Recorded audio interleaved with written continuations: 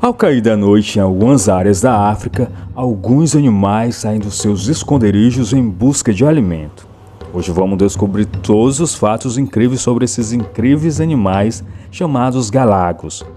E antes de tudo, se inscreva no canal para estar apoiando. Se você gosta de conhecer animais pouco conhecidos, então está no lugar certo.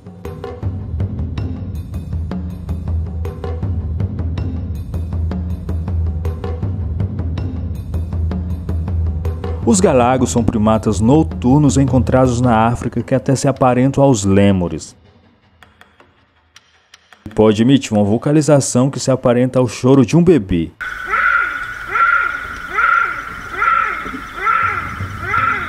Em alguns lugares é chamado Bush Baby, que significa bebê das árvores.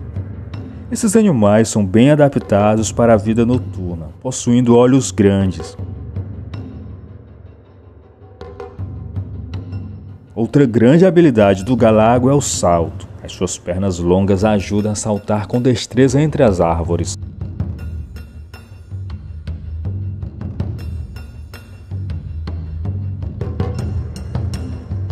São animais onívoros se alimentando de insetos, frutas e seiva das árvores. O galago é um animal de hábitos solitários, marcando seu território com urina e secreções às glândulas odoríferas. Algo bastante chamativo é a sua cauda longa, que ajuda a se equilibrar enquanto salta.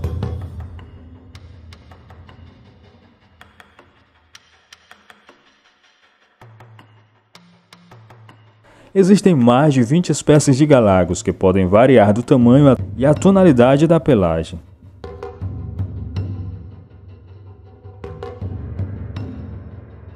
Esses animais são encontrados em uma variedade de habitats, desde florestas, savanas e matagais. Eles têm uma estrutura dentária especializada chamada de pente de dentes, usada para a limpeza. Suas orelhas podem se mover captando os sons em diferentes direções.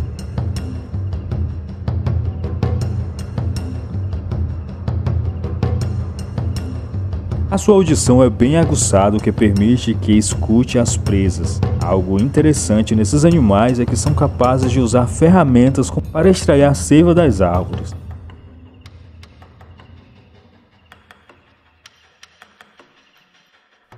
Para se comunicar, usam uma variedade de vocalizações. As fêmeas dão à luz de 1 a 2 filhotes, em um período de gestação de 4 meses.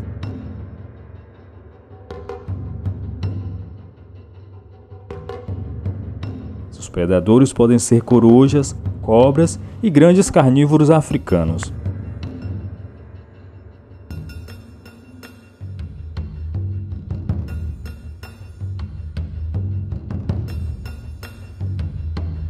São conhecidos por sua agilidade e a maneira silenciosa em que saltam entre as árvores.